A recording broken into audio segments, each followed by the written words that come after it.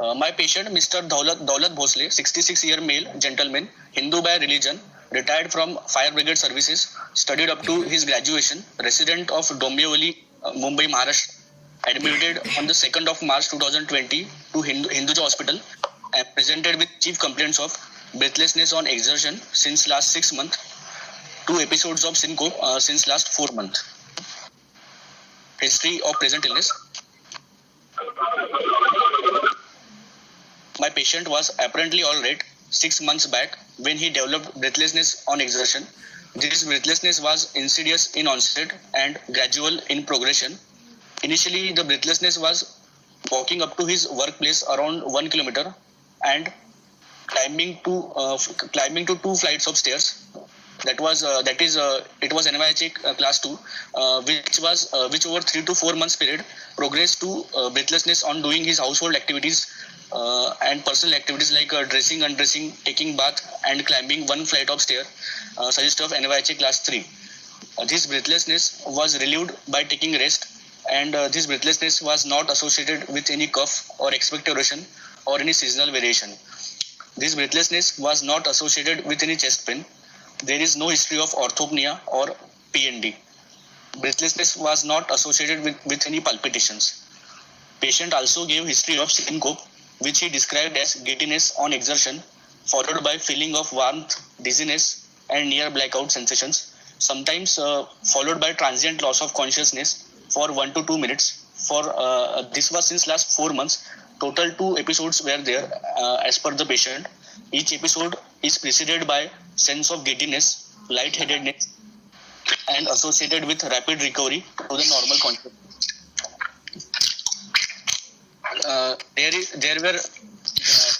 These syncopal episodes were not associated with any.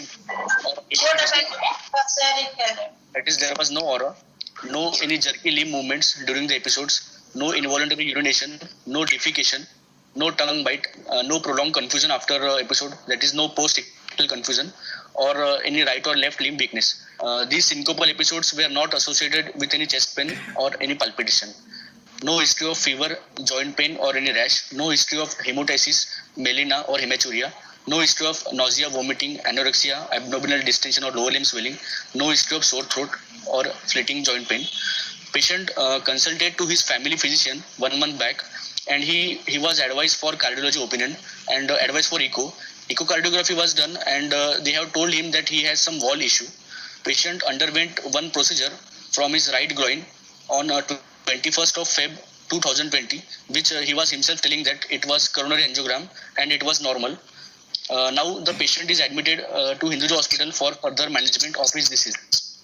Patient past history, no similar complaints in the past, no history of hypertension, diabetes, rheumatic heart. No significant past history. Personal history is also non-significant. No significant. Family history. Patient has his elder brother and he had a heart attack as per the patient, and he underwent angioplasty at the age of 60 years. Madam, history complete. So to summarize, 66-year male with the history of breathlessness on exertion and 2 episodes of syncopes since last 6 months with the wall issue as per the echocardiogram and angiography.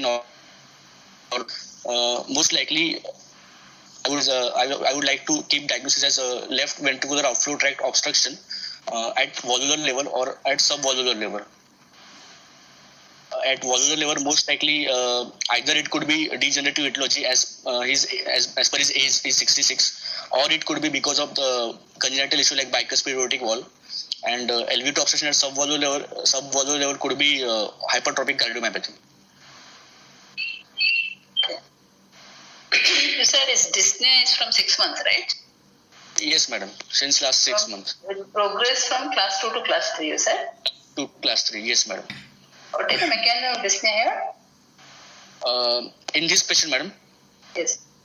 In this patient, considering his age, if we consider it as in valvular obstruction, most probably because of left ventricular diastolic dysfunction, that may cause increase in the LVEDP and that will lead to pulmonary venous congestion, or because of the low cardiac output state also, or because of pulmonary venous hypertension. Low cardiac output will not cause LV dyspnea, right? It will cause what? What symptom? Low cardiac output? Fatigue. Generalized fatigue will. Can you tell me the mechanisms of dyspnea in a patient with cardiac disease? Yes, madam.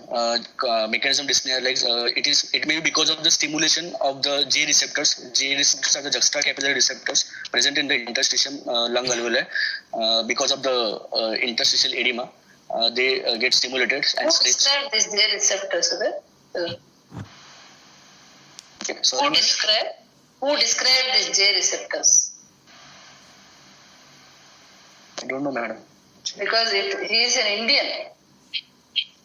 AC Pental. AS Paintal. AS Paintal, yeah. Okay, ma'am. Then another. Indian scientist, yeah. Yes.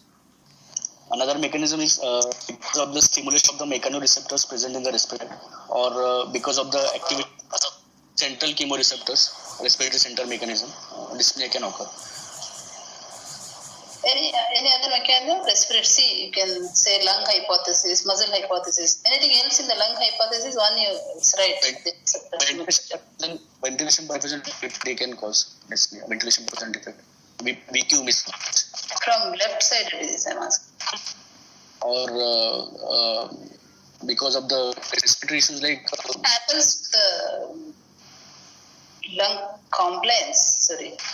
Yes. Vital capacity, reduction of the vital capacity, total lung capacity, that may also cause. Venous hypertension. Venous, pulmonary venous. Get dilated, there will be interstitial accumulation of interstitial fluid. So all these can reduce the lung compliance. So the work of breathing will increase. It will be increased, yes, madam. Then this also can lead to some bronchospasm. Yes, madam. Okay, what is this muscle hypothesis? Do you know? In heart failure? Muscle hypothesis. Yeah. Heart failure can lead to some kind of systemic inflammatory response. This can cause respiratory muscle myopathy. So that can also cause dyspnea. So this is described as a hypothesis. If it involves the skeletal muscle, it causes fatigue. This kind of myopathy. Have you heard of that or not? No, never heard of. No, you read in. This word I have not heard. Okay. Anyway, it's there. It's described. Thank you. Okay. Muscle hypothesis and lung hypothesis. Yeah. So there is systemic inflammatory response and muscle catabolism leading to respiratory muscle myopathy. If it involves the peripheral muscles, it causes fatigue. Okay. So you are talking about NYHA class. Yes. The first few questions in the exam will be always about these functional classes. Yes, ma'am. So you are happy with the NYHA class? It's a good one or any limitations here? Yeah, it has limitations, madam. What are the plus points? Yeah, first of all, it is subjective because what the patient is having complaints will not be same for the patient. So there will be inter or intra-observer cardiac. One is subjective, Yeah. Different from heavy manual labor versus a sedentary worker. Correct. Second? It will not be retrievable or reproducible. Second is like. It's less, especially between class 2 and class 3. Second is it do not involve symptom like syncope. So then third, it cannot be used in pediatric. PND is not included in the original description of NYHA. Other kinds of dyspnea like orthopnea, PND, trypopnea or platypnea, they have not been described in this classification. Or then other fallacies like in aggravating or relieving factor or treatment with diuretics. These have also been not described. It is not included, not used for pediatric patients, and there is no absolute oxygen requirement cannot be calculated or measured by this. Class 1. What do you mean by class 1? NYHA class 1 means patient is having cardiac disease with no limitation of any activity. Patient is comfortable at rest, and ordinary physical activity will not cause any symptoms like angina, palpitation, fatigue, or dyspnea. Okay, here another problem is beyond ordinary activity, whether patient develops symptoms is not there, right? Yes. So when you say class 1, it's almost like asymptomatic, whereas in Canadian classification, it is there. Strenuous activity can cause angina. Okay. So what is that good point of NYHA class? You said all negative. Anything? It's a simple one. Anybody can follow. Sisters, physiotherapy. Anybody can follow this. It's very simple one. Yes, madam. So that way it's good. Okay. So how is Canadian classification different from this? Canadian Cardiological Society CCSC classification is used only for angina, madam. It is not used for other symptom like dyspnea, palpitation, or fatigue. As like an. Okay. Then how is it different from this? These are the usual questions asked. It is a little bit more objective compared to NYHA. Yeah. Is it objective? In that CCS, we basically calculate how much is the dyspnea depending on the activity and how much the patient can walk blocks. That means it is much more objective compared to the NYHA classification. Yeah. What is one block? One block equivalent to 80 meters. How many blocks in 1 mile? No, these were the questions asked in our last exam. Mile. No. Yeah, 1 mile, how many blocks? It's average of 12 actually. It varies from 8 to 20. So it's average of 12. You know what is one block, right? Yeah, 1 block equals to 80 meters, madam. No. What is that block, 1 block? No, madam. It's a distance between 2 streets in US and Canada. 2 streets, you know, between your 5th cross to 6th cross, like that it is. 1 block is the distance between 2 streets. So it varies from, it's the average of 200 feet actually. You said 80 meters, huh? Yes. Then they were even asking how many furlong is 1 kilometer, you know? How many furlong is, 1 furlong is how many meters? These are bases. About 230 meters, ma'am. 230. Furlong is? 230 meters. 200, just 200 meters. Two. How many furlongs is 1 kilometer and 1 mile? 8 furlongs is a mile, madam. Okay. Kilometer? Should be 5, ma'am. 5, correct. No, you think it's silly, but this, when you don't answer, it sounds good. No, this was asked in our last year exam. Okay. Okay, can you briefly mention other functional classes, you know? Other classification like for dyspnea, madam? Or No, overall and then come to dyspnea. overall classifications are NYHA classification, then Canadian Cardiovascular Society classification, then Goldman Specific Activity Scale, then for Modified Medical Research Council MMRC classification. That is for dyspnea only, respiratory issues only. The WHO classification is also there, madam. WHO? No, tell. WHO classification in which they have included syncope. What? They have included syncope instead of palpitation. No, it is for pulmonary hypertension. Pulmonary hypertension. Yeah. Yes. It's actually not syncope. If you go through, it is pre-syncope. Pre-syncope. Yeah. You're right. Then Ross classification, Perloff's classification in congenital heart disease. What is UCLA? Have you heard? No, ma'am. University of California, Los Angeles, for congenital heart disease. Do you read that adult Perloff? It's given in that. Anyway, you can go through that. UCLA classification for congenital heart disease. Yes, ma'am. There is some classification for atrial fibrillation also. What is 6-minute walk test? Staff classification. Huh? Staff Classification. Correct, yeah. What is 6-minute walk test? 6-minute walk test is also for dyspnea, madam. Which we ask the patient to walk for 6 minutes in corridor, and we test his functional capacity of for walking for dyspnea. That is mainly used in pulmonary. Normally, how much should they walk? More than 400 meters. Huh? Meters. Okay. Then there are some classification of dyspnea you're saying, huh? What is that? Modified Medical Research Council, MMRC. Okay. Beyond that, Vogue scale, you heard of modified Vogue scale, visual analog scale. Granular scale, yes, ma'am. Those things, you should know what it is, okay?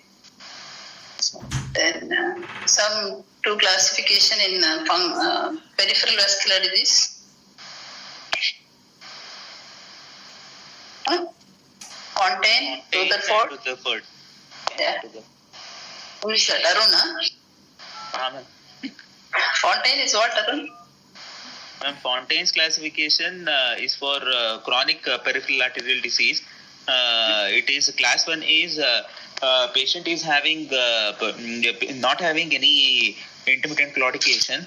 Class 2 asymptomatic. Peripheral vascular disease, no symptoms. Okay, asymptomatic. Okay, then. Asymptomatic. 2A is patient is having symptoms on walking for. Okay, 2 is claudication. 2 intermittent claudication. Then you classify it to A and 2B. 2 is intermittent claudication. 2A is on walking for more than 200 meters. 2B is on walking for less than 200 meters.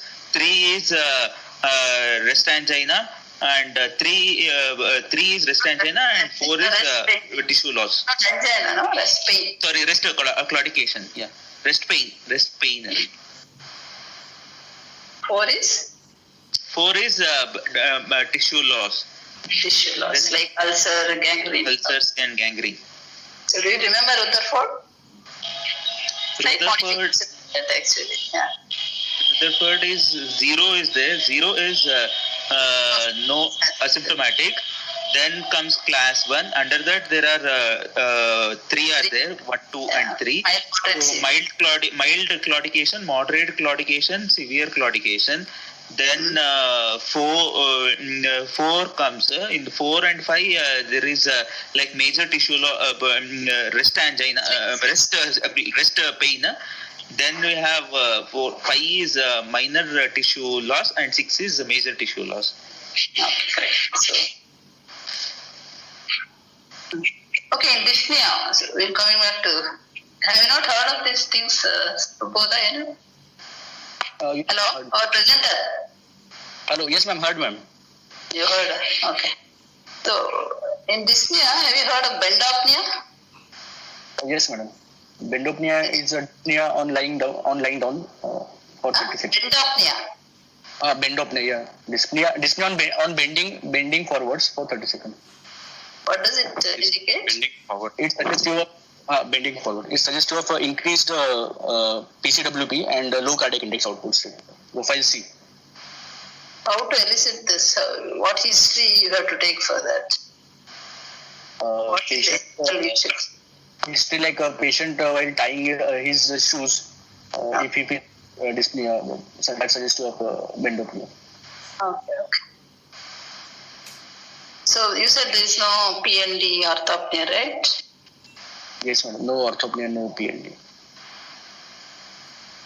Anyway, you all are expert in mechanisms of PND and orthopnea, I suppose. So what is the prerequisites for these things? They develop orthopnea, PND. So what happens to the right side dysfunction? So they should have normal RV function. Yeah, normal RV function. Correct. Only when there is normal RV function, these symptoms will be. Agree with. Yes.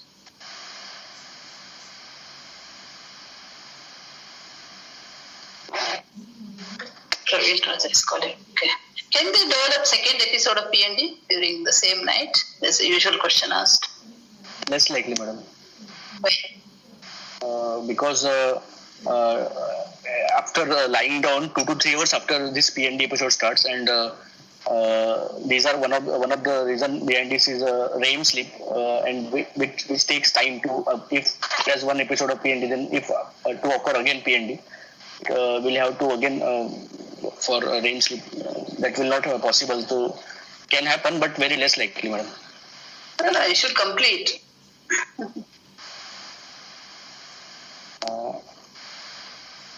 See, what happens when they get this symptom, they get up, then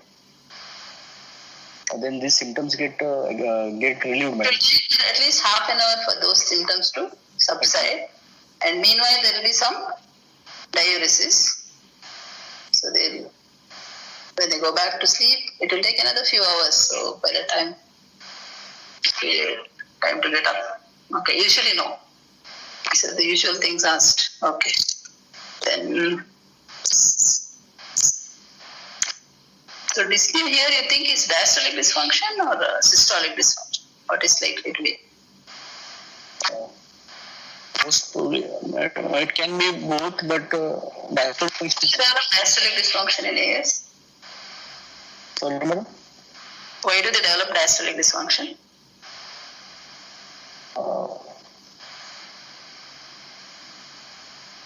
Because of left ventricular hypertrophy, that will cause increased muscle mass, and that will raise LVEDP. So, Okay. So the mechanisms of systolic dysfunction. Reduce DF. Why do you develop LV dysfunction? What are the mechanisms?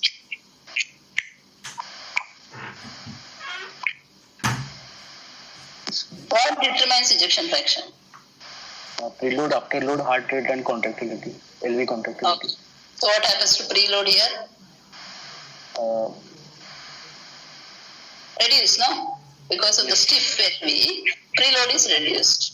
So more important than that, what happens to the afterload? Afterload get increased now.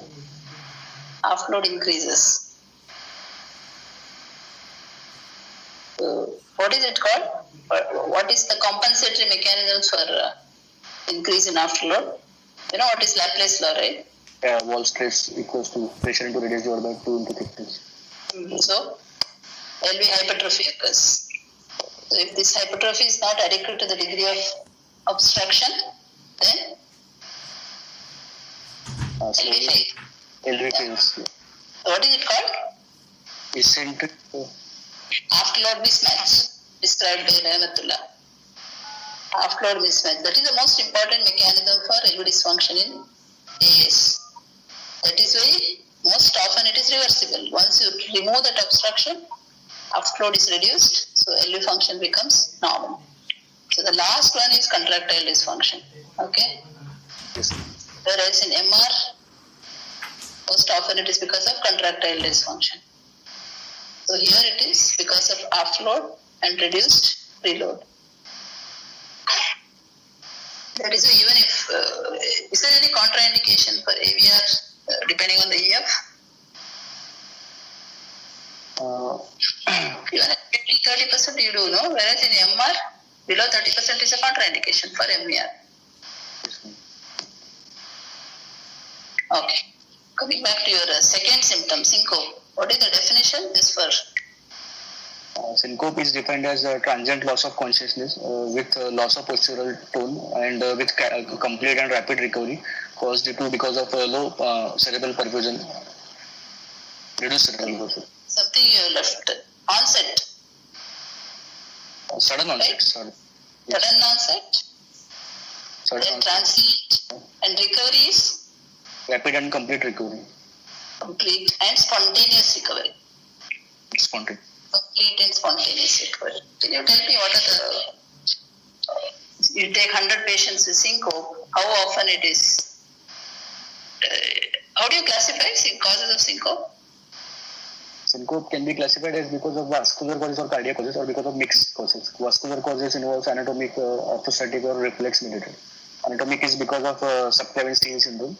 Orthostatic is because of autonomic imbalance or idiopathic or because of volume depletion or drugs, various drugs including alcohol. Okay. Yeah, it's neurocardiogenic, either because of vasovagal or your situational syncope. So that contributes how much? What is the most common cause of syncope? Most common cause is vasovagal syncope. Around 60% of syncopes are because of neurocardiogenic. Then 15% postural hypotension. Then among cardiac, how do you classify? Among cardiac, arrhythmic and non-arrhythmic. Structural heart disease, yes.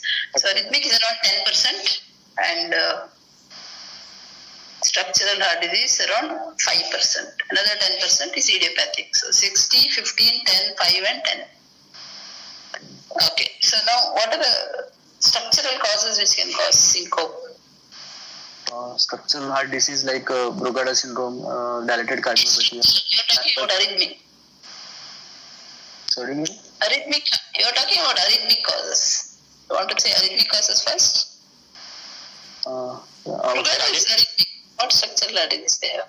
Cardiac causes because of the obstruction, valvular obstruction at LV or RV. LVOT obstruction either because of the aortic at valvular because of aortic stenosis, or in case of severe mitral stenosis also can happen. And wait. LVOT obstruction is it? What is the mechanism of syncope in LVOT obstruction? Syncope in LVOT obstruction because of either it is because of the reduced fixed cardiac output, so reduced cerebral perfusion, or it may be LVOT obstruction. So when you talk about syncope in LVOT obstruction, it is usually exertional. Exertional. Okay, we'll come to the non-exertional syncope little later. Exertional syncope, as you said, one is it's fixed cardiac output, so they cannot increase cardiac output during exercise. Any other mechanism? Other mechanism like malfunctioning of the baroreceptor mechanism, or because of the or because of the activation of the basal reflex, which is stimulation of the mechanoreceptors. That is, or because of the calcification that may calcification of the conduction tissue, like AV node, that is all comes under arrhythmic. We are talking about exertional syncope. One you said is correct, decreased flows. Other is basal like reflex, stimulation of the mechanoreceptors, which causes vasodilatation. Usually, you should get vasodilatation only in the muscles which are exercising. But here, there could be vasodilatation even in the upper limb muscles. So, there will be decreased cerebral blood flow. Okay. Now, other causes. Sometimes they may have syncope at rest. So, that could be because of atrial fibrillation, or as you are saying, AV block, calcific, extension of calcification to the conduction system. Then ventricular arrhythmias. Yeah, these are the arrhythmic causes. Okay, fine. So here you said is exertional syncope. Yes, madam, exertional syncope. Okay.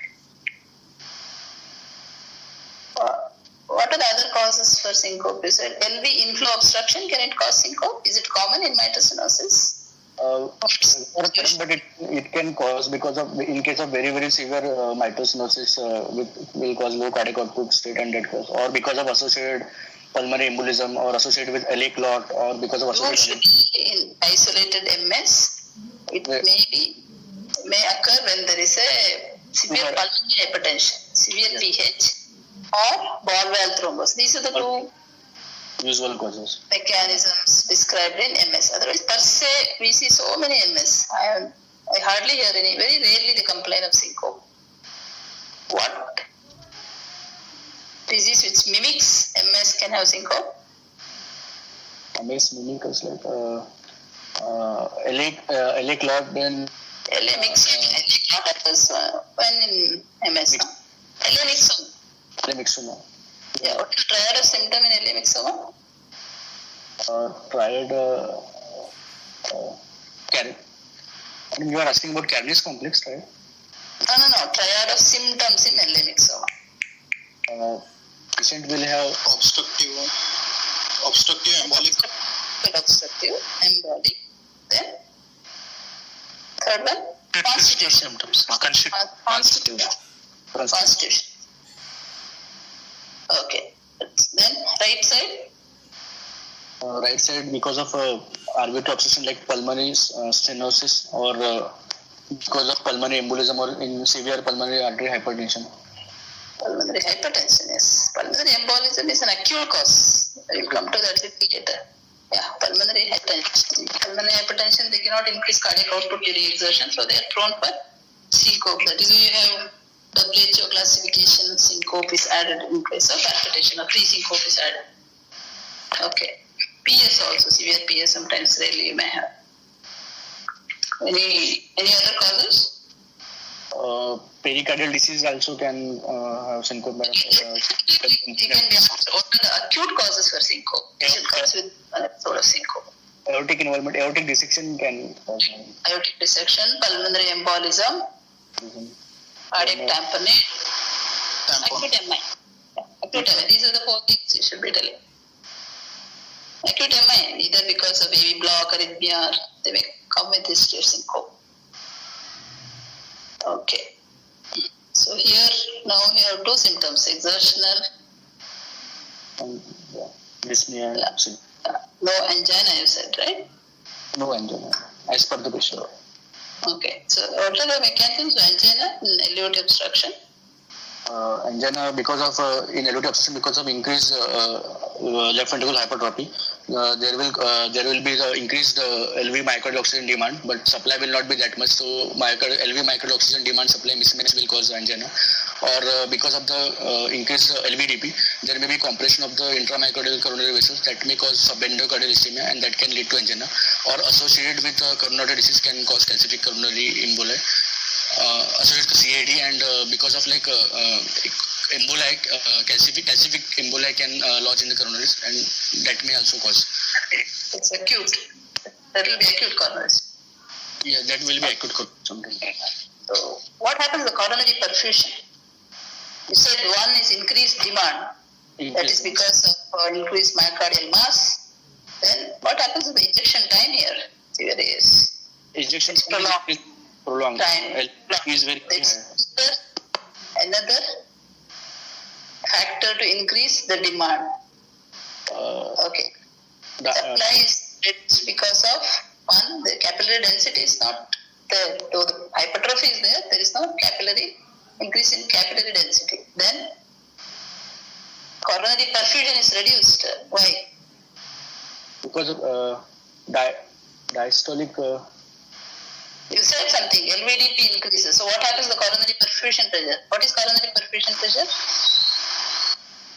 Diastolic pressure minus LV and diastolic pressure. LVDP, yeah. So coronary perfusion pressure is reduced. What are the other symptoms you expect in AS? You said something in the negative history. Madam, this bleeding from his stools. Okay. You too? Angiodysplasia of colon, Haydes syndrome, also known as. Right. Due to because of reduced high molecular weight von Willebrand factor, or because of shear stress induced platelet aggregation. It's basically all von Willebrand factor deficiency. Yeah. Is it corrected by AVR? Is it corrected by aortic valve replacement? Yes, madam. Don't know. Yes. Yes. It's corrected by AVR. Okay.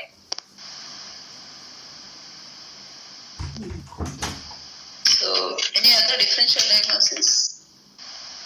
Madam, at subvalvular level, elevated obstruction at subvalvular level, like hypertrophic cardiomyopathy. Hypertrophic.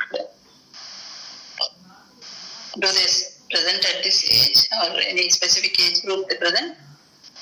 Madam, they can present from infancy to elderly age group, but the studies they have told that the mean age of presentation is around 28 years, second to third decade. Okay. They can present at any age. At any age, mean age seems to. So studies, Maron et al. Have explained that 28 years is the mean age of presentation of hypertrophic cardiomyopathy. Okay. So if it is, you said it is degenerative. Which is the most common cause of aortic stenosis? Fixed aortic. This age group degenerative is the most common. Otherwise, rheumatic heart disease is the most common. Valvular heart disease, but as per this age, 66 years old patient, I would like to consider degenerative stenosis. Common on bicuspid aortic valve. Yeah, bicuspid aortic also, yeah, madam, it can also be. Yeah, bicuspid is the most common actually. Even in our country, bicuspid is most common, I think. What we see, yeah. Yes. When do they develop AS? In bicuspid aortic valve, in bicuspid aortic valve, second decade they start sclerosis aortic valve, and at fourth decade they start developing calcification. Is it after fourth decade? Fourth decade is the Fifth, yeah, 1 decade earlier. So even in 6th, 7th decade, some 25% of them may have bicuspid aortic. yes, madam. Okay. So what is the what is the importance of identifying bicuspid aortic valve? Importance is like in view of treatment options, madam, like the newer therapy is like transcatheter aortic valve replacement. Before that, what do you look for? What are the associations of bicuspid? You need good dilatation. Other They're prone for aortopathy. More than 60-70% will develop aortic root dilatation, aortopathy. Which part of aorta is involved in bicuspid aortic valve? ascending Ascending aorta is divided into sinus portion, that is root, and the aortic root. tubular portion, the distal ascending aorta. Which part is involved most often? The proximal part, root is most. No, in that is called Marfan's step. In Marfan's, classically, sinuses are involved, whereas in bicuspid aortic valve, usually above the sinotubular junction, most common. So you have to look for that because sinuses may be normal. You have to look for the dilatation of ascending aorta beyond the sinotubular. To replace the ascending aorta, you are doing one replacement. 4.5 centimeters if it is associated with bicuspid aortic valve. Huh? 4.5 centimeters. 45 millimeter, whatever it is, maybe Marfan's, anything. When you are replacing the valve, it is the cutoff value is 45 millimeter. Okay, we'll come back to the case. What are the rare causes for AS? Rare causes like alkaptonuria, ochronosis, and type 2 hyperlipoproteinemia. They are the very, very rare causes. Familial hypercholesterolemia. Radiation. Type 2 Radiation. Huh? Radiation. deviation. Radiation, just radiation. Mediastinal radiation. For cancer. Yes, madam. Radiation. Okay. Radiation therapy. Radiation. Okay. Do you expect subaortic stenosis, supravalvular stenosis at this age? Subaortic stenosis could be, madam. Fixed obstruction. Usually when do they present?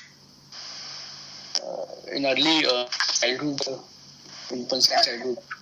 Children, adolescents, young adults. Okay. Anything else? No, madam. Any other things you want to discuss? We'll go to the examination. Yes, madam. Okay. General examination. My patient is conscious, cooperative, well oriented to time, place, and person, moderately built and nourished. Weight is 78 kg, height is 168 centimeters, body mass index is 27.63 kilogram per meter square. No pressure, no epilepsy, no clubbing, no cyanosis, lymphadenopathy or lower limb edema. Back and spines are normal. Temperature is favorable by the. One again. Yesterday or some 2-3 days back, I heard somebody telling no clubbing. That patient later he said clubbing. So No clubbing. too mechanical. Not in this patient. Some 2-3 days back, I heard one of you presenting that usual pickle you'll present clubbing, no clubbing. Then that patient had cyanosis and clubbing. So don't be too mechanical. Think and present. Okay. Yes, sir. Yes. Pulse is 74 per minute, regular. So nothing positive in general examination, is it? Nothing. Pulse is 74 per minute, regular. Low volume, slow rising pulse.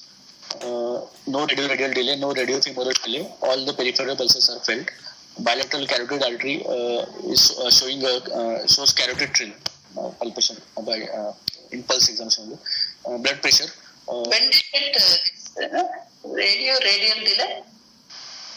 Radial delay can be seen in interepidiabetic arch or thoracic outlet syndrome or coarctation What of. type of interruption you get?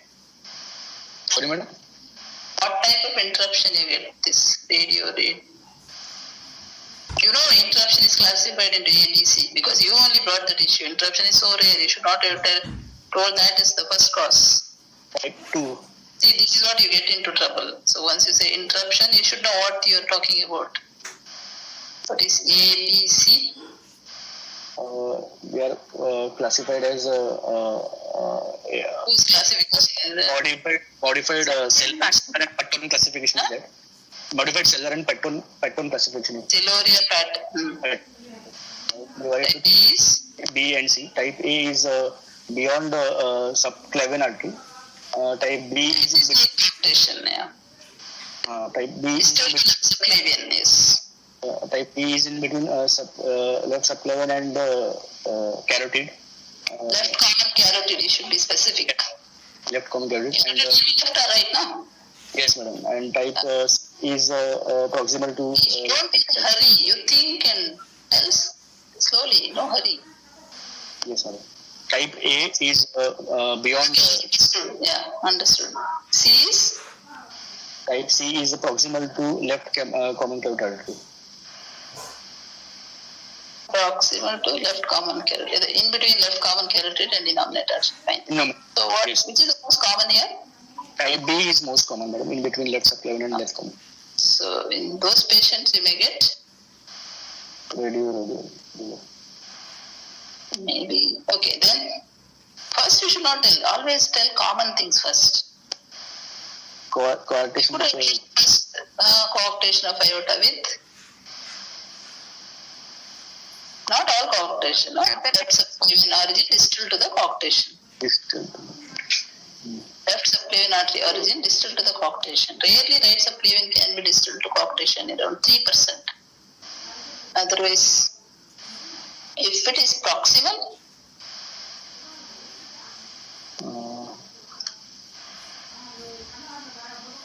Not sure, madam. yeah, but not What limb? anything. Yeah. If the subclavian origin is distal to the coarctation, left subclavian origin, then left upper limb pulse will be weaker than the right upper limb. Okay, what are the other causes? It's not actually delay, it is difference in the blood pressure. What are the other causes for difference in blood pressure in the left and right upper limbs? Thoracic outlet syndrome, then classical deficient, supravalvular aortic stenosis because of Coanda effect, oblated ribs like thrombus, tumor, atherosclerotic, Takayasu arteritis also. Takayasu, that should have come first actually.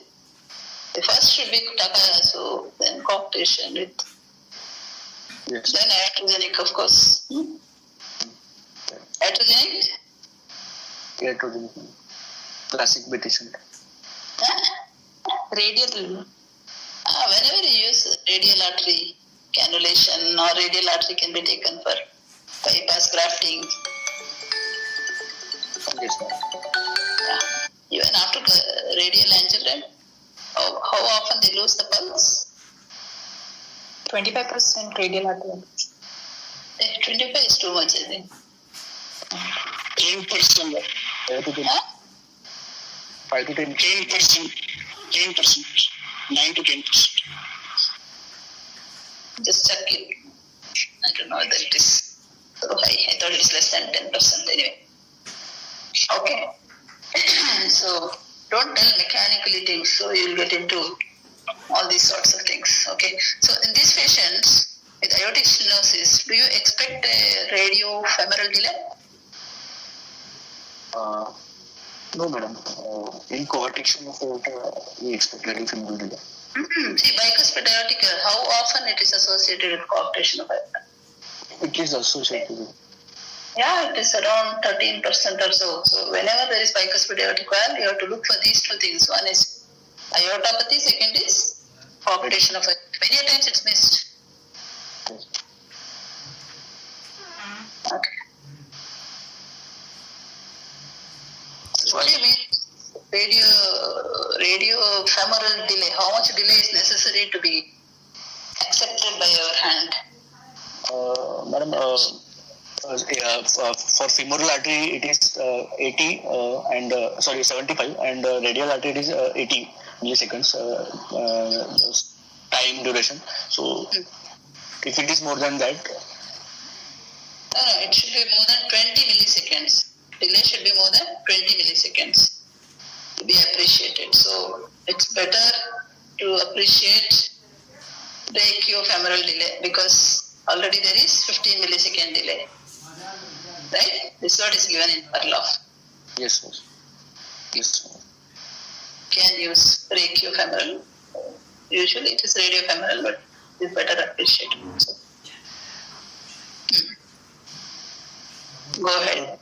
So you said it's slow rising, huh? Low volume, slow rising pulse, and carotid thrill is present, madam. Which is more important for assessment of severity? Slow rising. Pulse, madam. Low volume, slow rising pulse. No, which is more important among this? Low volume or slow rising? Low rising pulse is more important. Pulse. Slow rising. Stardust. Parvus is due to what? Parvus is because of low volume, narrow blood pressure, low blood pressure, Low cardiac output. low cardiac Slow rising, sustained. Huh? rising and late peaking system. Yeah. In which patients is so it's a marker of severe aortic stenosis. In which patients you may not get slow rising pulse in spite of severe aortic stenosis. If the patient having severe aortic stenosis is also having aortic regurgitation, or patient is having hypertension, in that or if elastic arteries, patient is having elastic arteries like elderly or in high cardiac output states, in children or in infants, will not able to get this slow rising pulse. Okay. Also in supravalvular aortic stenosis because of pulse will be right carotid is better felt, so it may be appreciated in the left but right side. Not be able to appreciate. Okay. What is Harvey's formula? What is Harvey's sign?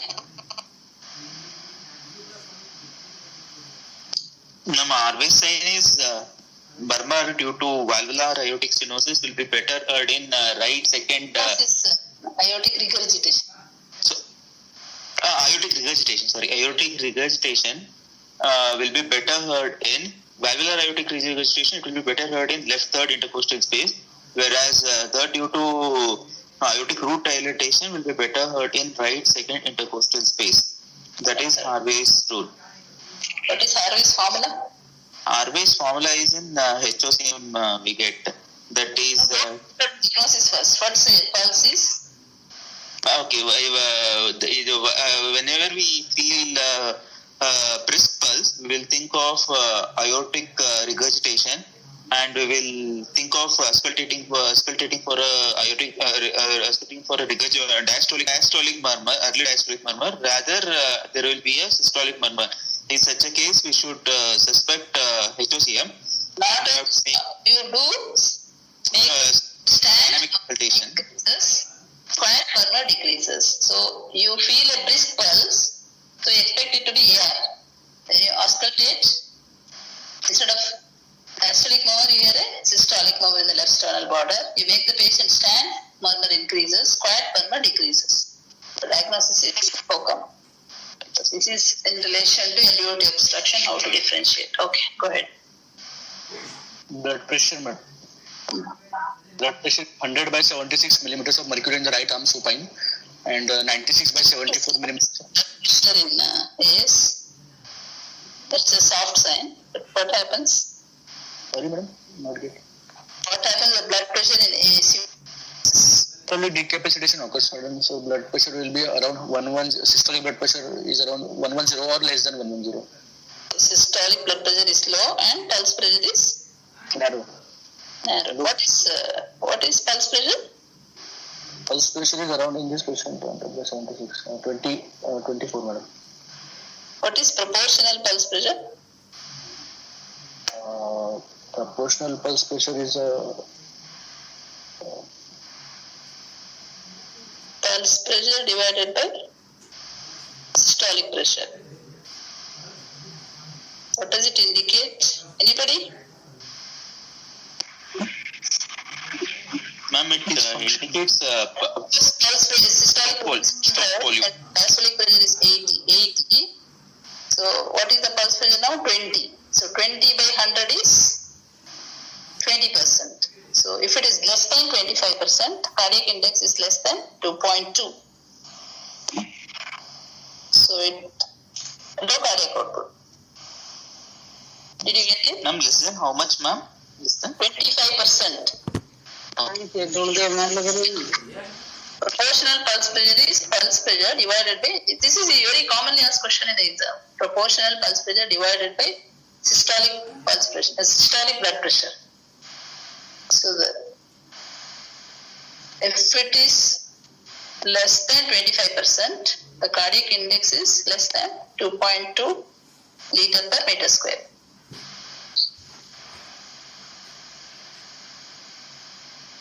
Okay. JVP. Hello. So how much is proportional pulse pressure here? Here, madam, it is. You should apply whenever you read something, whenever you learn something, you should apply, then you'll remember.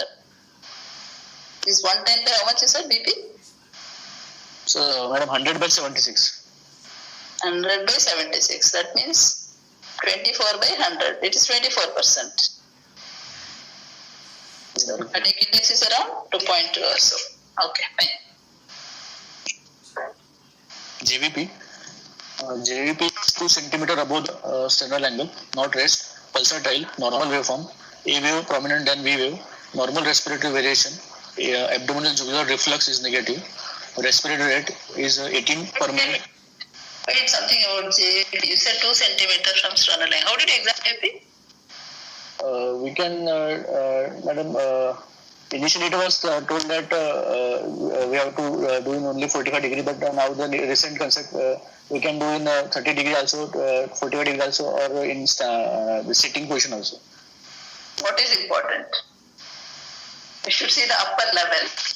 Upper level is important. Madam. Okay, if JP is elevated, you will not see the upper level in 45 degree. It will be intracranial.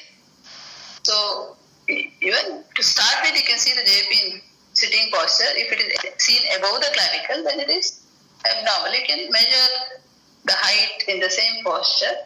If it is not seen, then you have to decrease the angle to 45 or 30, wherever you see the upper level. The most important thing is you should see the upper level of the JP. Then you take the vertical height. Okay. Then abdominal jugular reflex, how do you do? Briefly you do. We give the firm pressure over the periapical region. You will go and press the patient's abdomen. No, first we rub our hands and we'll tell the patient that we are doing this test. We'll explain him, and then we give firm pressure over the periumbilical region. And We'll explain. Otherwise, what happens? Go and press. I've seen sprints going and pressing. Demonstrate means they will just go and press. So what will happen to the patient? In case if patient is having congestive cardiac failure and if patient is having hepatomegaly or tender hepatomegaly, that will cause pain to the patient and Even otherwise, if somebody comes and presses his abdomen, what will you do? You try to hold, no, reflexly. It becomes Valsalva. So, what is the idea of doing this abdominal jugular reflex? to see the to see for incipient heart failure. Okay, what do you do by compressing the abdomen? We compress the abdomen for 10 to 15 seconds and we see for the JVP elevation or not. By doing that, you increase the venous return. Yeah, we increase the venous return. Yeah, if it does Valsalva, there will be a decrease in the venous return. So always any procedure if you are doing, you have to explain to them, breathe normally, you are going to press. Otherwise, even during your passive leg raising, you should explain. Otherwise, patient will hold the abdomen. So increase venous return. Your idea is to increase the venous return. So if they do Valsalva, there will be decrease in venous return. So always during hand grip, abdominal jugular reflex, and leg raising, you have to explain and tell them to breathe normally. Don't do Valsalva. Okay? Yes, ma'am. Other things, I know you know it. Yeah. Continue, madam. So you should do also this abdominal jugular reflex only when the JP is normal.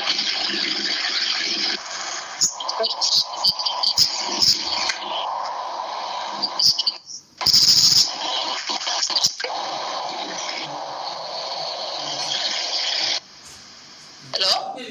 Yes, ma'am. Yes. Lot of disturbance was there. Yes, ma'am. What is the correlation with the LV anti-stelic picture? With raised AGI positive suggests of increased left ventricular industrial pressure. How much? More than 15 millimeters. Yeah. Respiratory rate is 18 per minute, regular, abdominal thoracic. Saturation is 97% by pulse oximetry. Systemic examination, cardiovascular.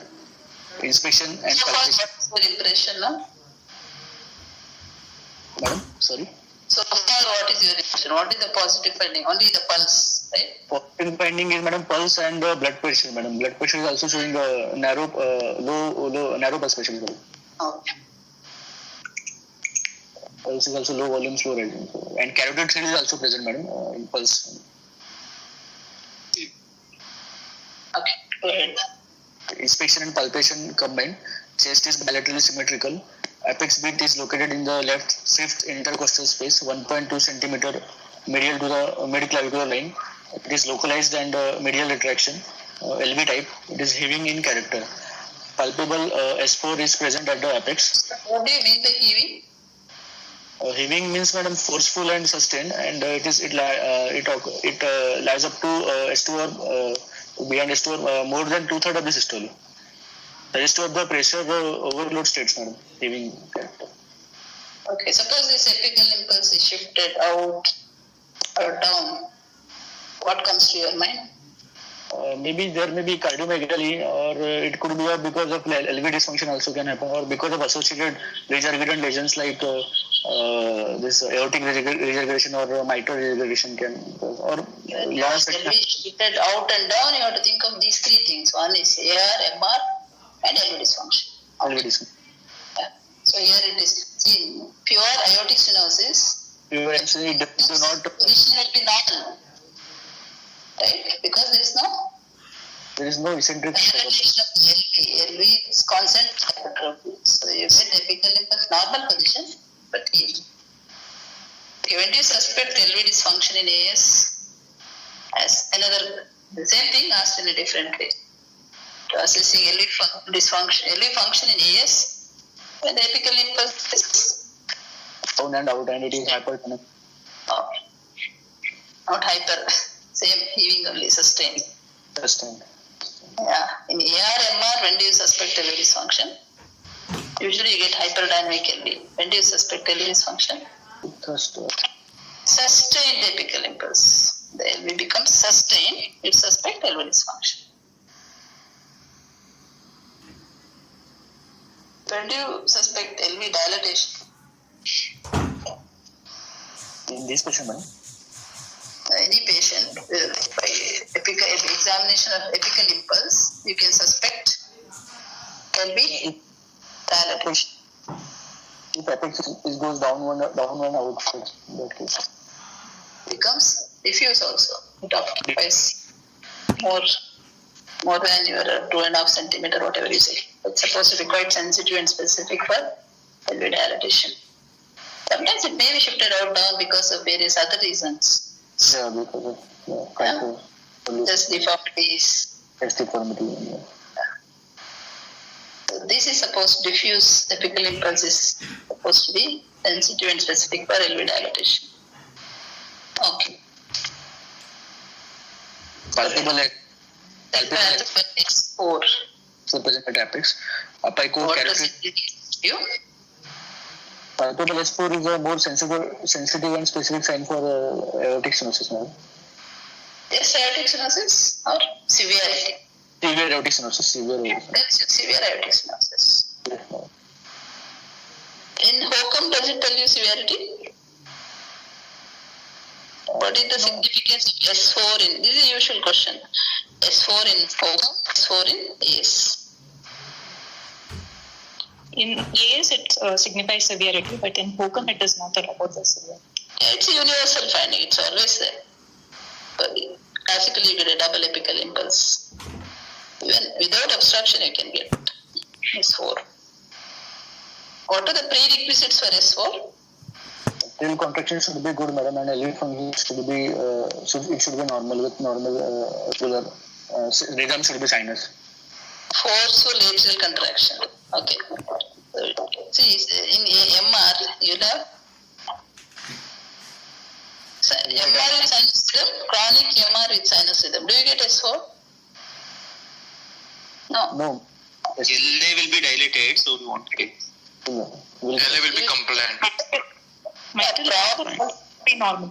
Three things. One is forceful atrial contraction. Second is unobstructed AV valve. Third is Non-compliant LV.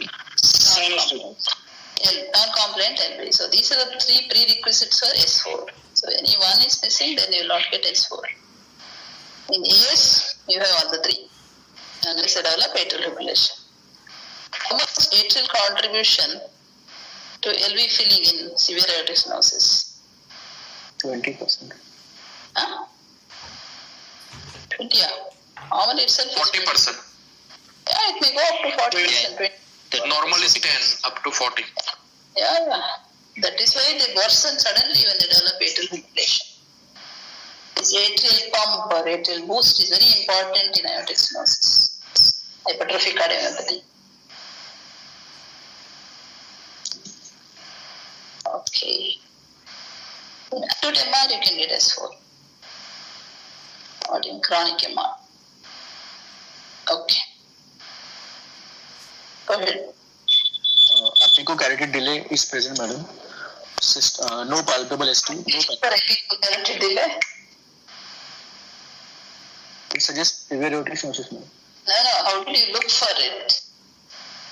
We simultaneously palpate over the apex as well as carotid. Okay. Yeah. Okay. You are able to appreciate? Yes, madam. In this patient, I am able to appreciate.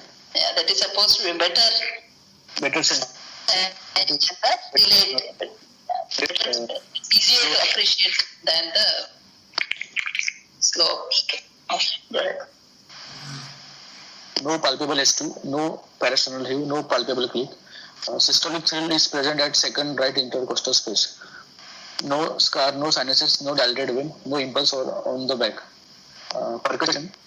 Upper border of the liver dullness is in the fifth right intercostal space, mid-clavicle line. And stomach tympani is on the left side. Left heart border corresponds to the apex. Right heart border is retrosternal. Left second intercostal space is resonant. Auscultation. Normal. Yes, madam. Percussion is normal. Usually nowadays they ask before auscultation, what is your impression? You are supposed to get all the hemodynamic data by inspection, palpation, and other things. So we have low volume slow rising pulse with carotid trill and narrow pulse pressure. Now you have to interpret and tell. Don't tell again the same findings. Tell your interpretation of these things. What will be the hemodynamics? Severe aortic stenosis, madam. Yeah, its LV is LV systolic pressure seems to be very high, so approximately 250 millimeters of mercury. so LV is pressure overloaded. Yes. Okay. Is there any evidence of pulmonary hypertension? No, madam, there is no palpable P2, no loud. Do you get pulmonary hypertension? Do you expect pulmonary hypertension in this patient? No, madam. No. You said dyspnea class 3? Dyspnea class 3 is suggestive of what? Yes, madam. Yes, Pulmonary venous hypertension, right? yes, madam. Moderate pulmonary venous hypertension. So whenever there is pulmonary venous hypertension, what happens to the pulmonary artery pressure? It increases, madam. It will go up, no? What type of pulmonary hypertension is this? Passive, pre-cap, post-capillary. Post-capillary, Type 2. passive pulmonary hypertension.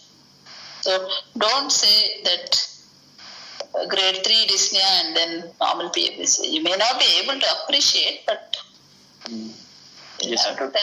Yeah, because dyspnea grade 3 means, class 3 means moderate pulmonary. What is the pulmonary venous pressure you expect? in grade 3 dyspnea, madam. In grade 3 it's 18 to 24. 24, yeah. In grade 4 it's more than 24. So then what will be the PA in pressure? LA pressure, LA pressure is how much?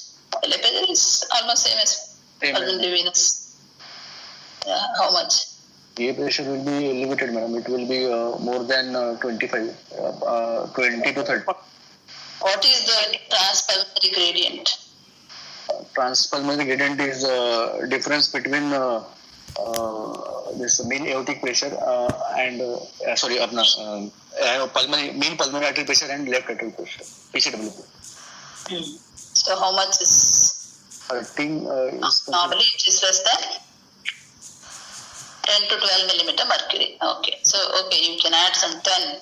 25 plus 10 is 35 in pressure. There will be some mild pulmonary arterial hypertension also, right? yes, ma'am. All these things you are supposed to direct your findings and examination. Okay. What is the diastolic gradient? Diastolic gradient.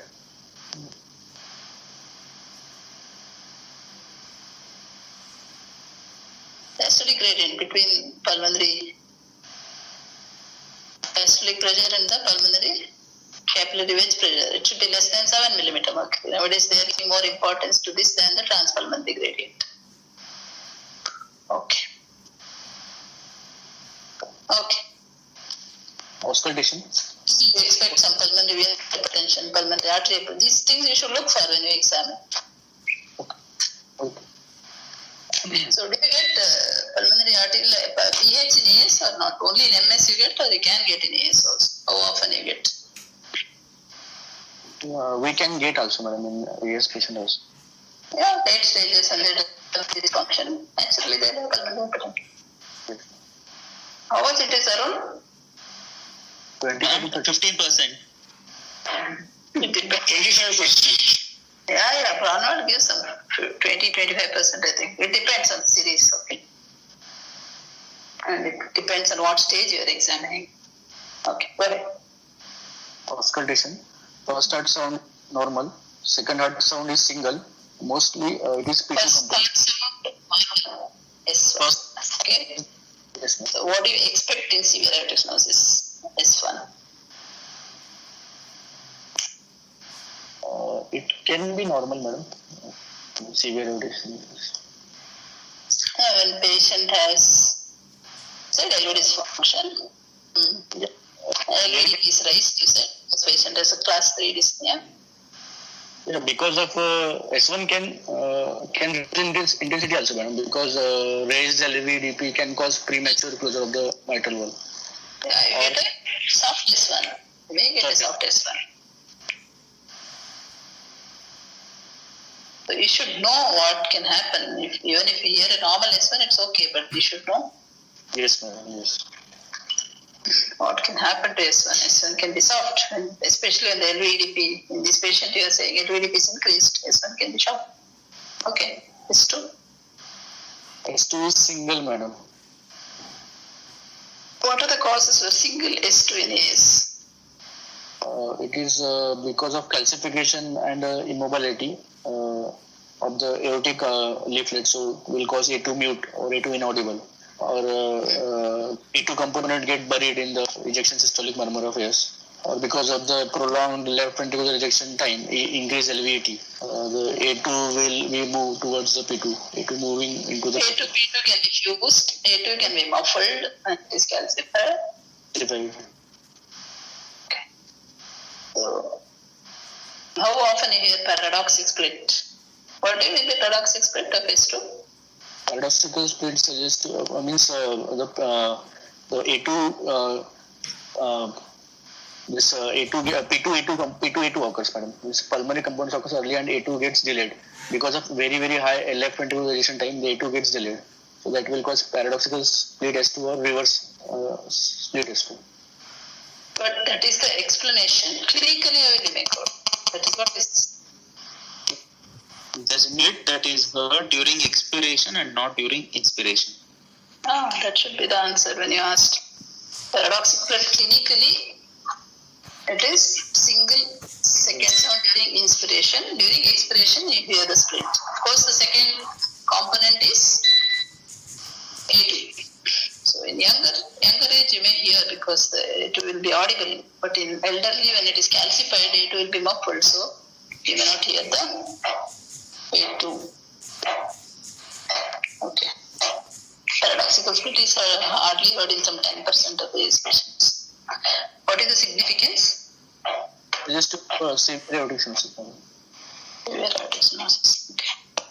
And this is a gradient of more than 50. What about your P2?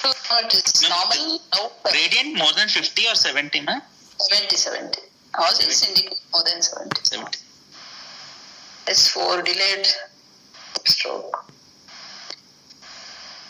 Okay, then No S3, P2? no. P2 is normal? P2 is normal, madam. Personally, also you said no epigastric pulsations. Maybe it's elderly. Is he smoker? No, he didn't give any history of smoking or alcohol. Okay. So though you're not able to appreciate in the final, though you have to tell, right? Okay. Okay. No S3, no S4, no opening snap or a click, murmur. There is ejection Not system. careful in auscultating the P2 because here you don't have it. When do you say P2 is loud? We say P2 is loud when we can hear P2 in apex also, madam, or associated signs of pH. So it is very loud, very loud. So P2 equal to A2 itself becomes Loud P2. gradient pH, right? Have you heard of that gradient? See, normally which sound is louder in pulmonary area? A2 That's A2. So when the P2 becomes equal to A2, it is mild pH. P2 is louder than A2, it is moderate. When the P2 is loud, banging and heard in other areas, it is severe pH. So P2 is very useful in assessing pH. So this patient, that is, if you heard the P2 means that elderly person with the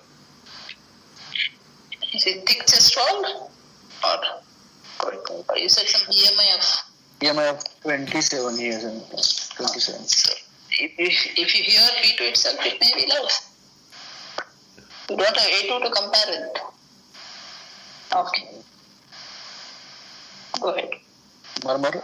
There is ejection systolic murmur, grade 4 by 6 intensity. You just stopped at S3. Then what happened to S4? No auscultatory S4, madam. No S3, no S4. I could only appreciate the palpable S4 and not this auscultatory S4. Why is that? Why didn't you hear S4? Low frequency. Low frequency. Maybe better felt than heard. Better palpable. S4 is better palpable than. PS4 maybe. Okay. Any other sound you look for? May not be very Aortic appreciable in this patient. Younger age, what else you look for?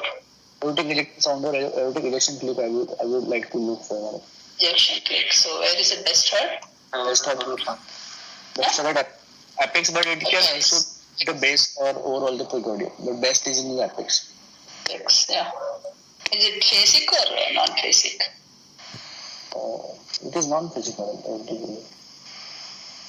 What do you mean by phasic? The respiratory variation. Okay. So you don't hear here. Even if it is bicuspid aortic coil, you may not hear because It suggests only of the level of the lesion, that it is collular or not. It doesn't suggest you have any severity. no, it gets when the valve gets calcified. What is this bicuspid ejection clip due to? It occurs because of a sudden abrupt cessation of the opening of the domed aortic valve. When it is calcified, yeah. Calcified. Equivalent is doming. So when it is calcified, you will not hear that. This A2 and opening snap, they go together, right? Like your S1 and opening snapping. Sorry, A2 and ejection click, they go together. If valve is calcified, you will not hear both of them. Okay. Ma'am, it is phasic clip or non-phasic? No, it's not It is phasic. valvular. Ma'am? No, it is not phasic. Not phasic. Phasic is only valvular pulmonary stenosis.